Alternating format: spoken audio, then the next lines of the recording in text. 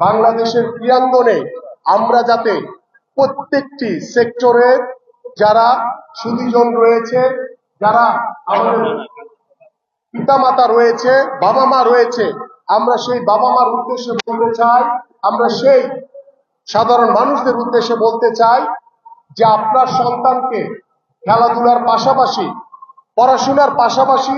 আপনি যদি খেলাধুলায় আপনার সন্তানকে আকৃষ্ট করেন, তাহলে আপনার সন্তান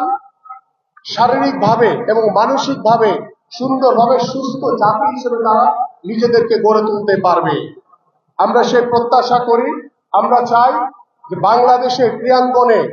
ভবিষ্যতে আর যাতে কোনো দলীয়করণ করা না হয়, বাংলাদেশের ক্রীড়াঙ্গনে যাতে আর কখনো কোনো রাজনৈতিকরণ করা না হয়। আমরা চাই ক্রীড়াঙ্গন থাকবে সম্পূর্ণভাবে দলীয় মুক্ত, রাজনৈতিক মুক্ত। বিএনপির ভারপ্রাপ্ত চেয়ারম্যান জনাব তারেক রহমানের নির্দেশনা যে ভবিষ্যতে আমরা আমাদের প্রত্যেকটি স্কুল, কলেজ, মাদ্রাসা, ইউনিভার্সিটি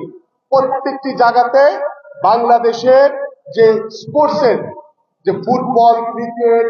হকি সহ বিভিন্ন ইন্ডিভিজুয়াল যে গেমগুলো রয়েছে, যেগুলিতে বাংলাদেশের ভবিষ্যৎ অনেক ভালো, সেই গেমগুলোকে প্রত্যেকটি স্কুল, কলেজ, মাদ্রাসা, ইউনিভার্সিটিতে আমরা বাধ্যতামূলক করব ইনশাআল্লাহ, যাতে ভবিষ্যতে আমাদের স্কুল থেকে, আমাদের ইউনিভার্সিটি থেকে, আমাদের মাদ্রাসা থেকে যাতে অনেক ভালো ভালো মানের খেলোয়াড় বের হতে পারে এবং আমরা যাতে স্কুল থেকে একটি সুস্থ জাতি গড়ে তুলতে পারি।